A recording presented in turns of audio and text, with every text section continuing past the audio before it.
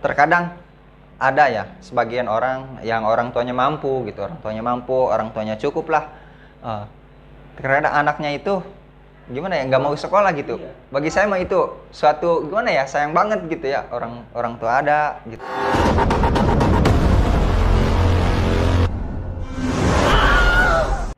Saya ada bocoran ya untuk Anda ini. Katanya pernah kuliah tapi berhenti ya? Iya saya dulu kan pernah kuliah gitu ya, karena kuliah di situ beasiswa gitu ya.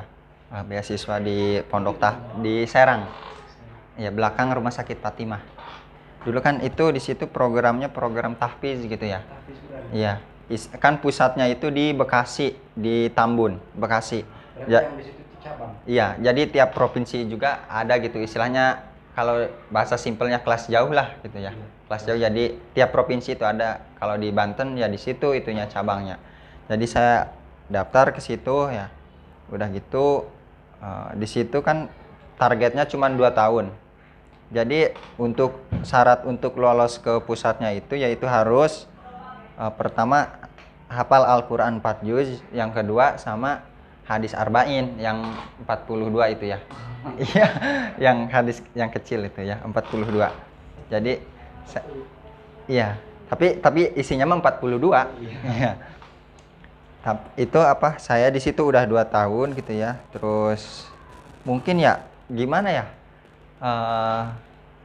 Tiap orang itu beda nasib gitu ya. Mungkin ini yang terbaik gitu buat saya gitu. Saya nggak melanjutkan bukan berarti itu jelek atau yang saya lanjutkan sekarang bagus, tapi tiap orang kan punya jalan nasibnya masing-masing gitu. Jadi mungkin ada hal lain ya yang membuat saya pengen pindah jurusan gitu. Dulu juga saya sempat daftar ke ini apa namanya, ke Paletehan yang di Serang, iya. Itu daftarnya apa itu? Jurusan perawat juga sama jurusan S1. Itu sebelum masuk ke tahfiz, sebelum kuliah? Oh, sesudah, iya.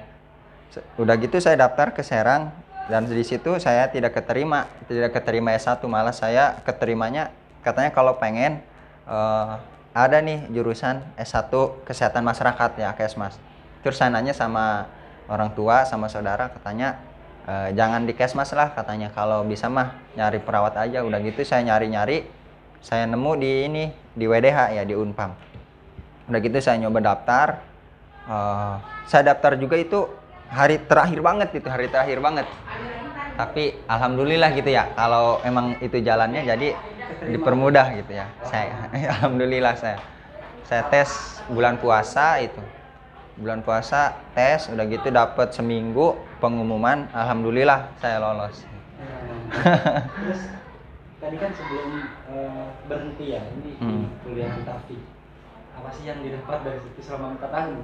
4 semester ya? Iya. Apa sih yang didapat? Kalau mungkin kalau yang didapat ya gimana? Lebih ke ini sih, hafalan gitu ya. Karena kan di situ ditarget juga gitu, hafalan mungkin beberapa juz lah, nggak sampai 4 juz. Saya juga orang yang pemalas, bener.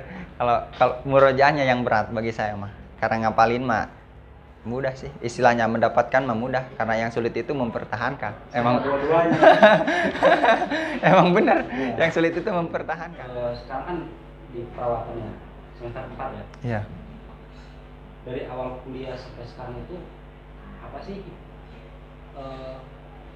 yang saat ini tidak bisa dilupakan gitu, atau kesan waktu kuliah dari semester awal sampai semester sekarang, atau mungkin waktu praktek nyuntik salah nyuntik gitu.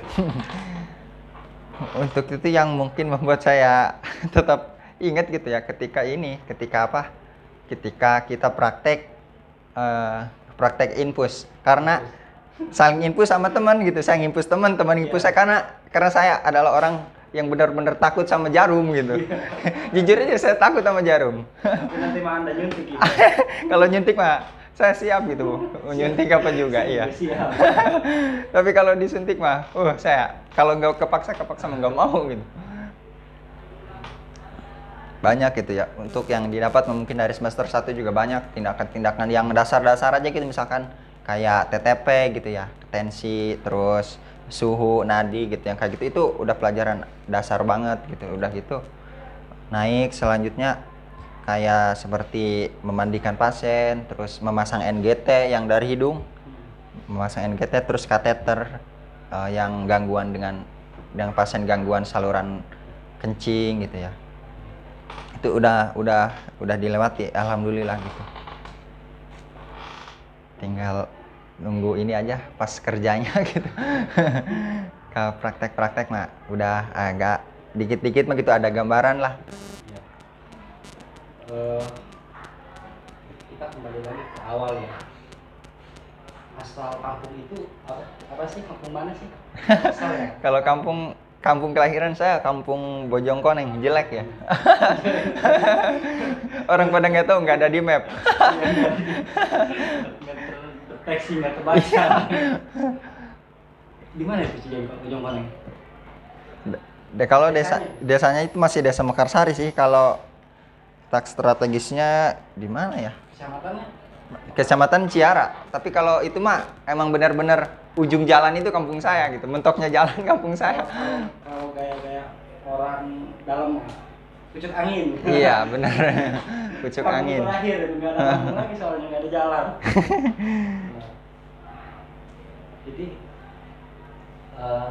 untuk kan daerahnya itu benar-benar masih dalaman ya, benar-benar jauh ke tempat-tempat ramai gitu. Kok Anda ini bisa sekolah sampai kuliah gitu?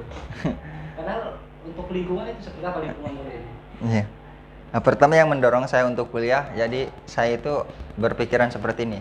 Karena menurut saya itu sukses itu bukan hak orang kota saja, bukan hak anak orang kaya saja gitu ya.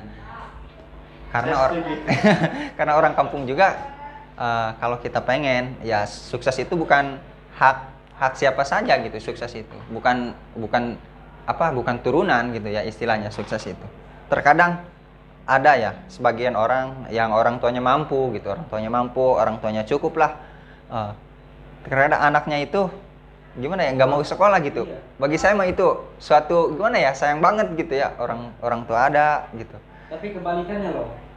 Orang yang dikatakan kurang mampu tapi Iya, dia sekolah. seperti saya gitu ya. Kenapa nasibnya dia ditukar gitu ya?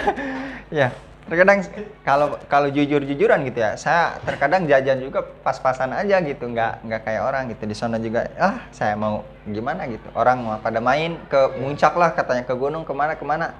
Saya emang nggak kepikiran karena gimana ya kata saya, uang segini itu harus cukup sampai bulan ini gitu, sampai saya dikirim lagi gitu. Jadi kata saya mah uang itu berharga banget itu untuk saat ini gitu, nggak bakal saya hamburkan. Bukan berarti saya nggak mau main gitu, sebenarnya mah main mau atau siapa sih yang nggak mau main gitu ya, anak muda zaman sekarang. Saya juga ngerasain muda lah sekarang. Siapa sih yang nggak mau main gitu, tapi itu mah kembali lagi ke dirinya gitu. Kalau misalkan dia pengen main dengan orang tua yang berkecukupan mah gitu ya, itu manfaatin aja nggak apa-apa gitu. Kembali lagi ya, kalau misalkan di daerah pedalaman itu kan anehnya gitu ya, minat anak-anak dalam sekolah itu kurang, dalam mencari ilmu itu kurang. Gimana pandangan Anda? Menurut saya mah gimana ya, terutama kita ngambil contoh pas zaman saya dulu gitu ya Kak Irja. Pas zaman kita dulu kan kita sekolah berapa kilo kita ke Cikaso? Jauh ya, bener jauh. Kita jalan kaki loh. Jalan kaki. Pokoknya perjuangan saya gini, karena kan dulu itu ada isu gini katanya, kalau misalkan kita nggak punya ijazah madrasah, kita nggak keterima di SMP gitu ya. Iya bener. Saya kelas 6 itu. Sekolah saya dari hari Senin saya berangkat dari rumah bawa baju ya. Terus sampai hari Kamis itu saya nginep di rumah bibi saya di kampungnya Kak Irja ya, kampung Kadu Gede namanya. Tiap minggu itu berulang. Terus kalau hari Kamis sore saya baru pulang ke rumah. Itu karena saya mengejar yang namanya ijazah madrasah gitu. Tapi kalau misalkan saya lihat lagi sekarang di kampung saya juga udah ada yang namanya sekolah madrasah gitu. Ya. Tapi udah di kampung-kampung ya. Kebalikannya sekarang malah peminatnya yang nggak ada. Iya, kata saya mah ini gimana ya? Sangat disayangkan gitu ya. Sarana pendidikan sudah ada gitu, sudah deket. Jadi sekarang mah tinggal maunya gitu ya. Bukan dulu mah kita mencari sekolah gitu. Sekarang mah sekolah yang mencari kita.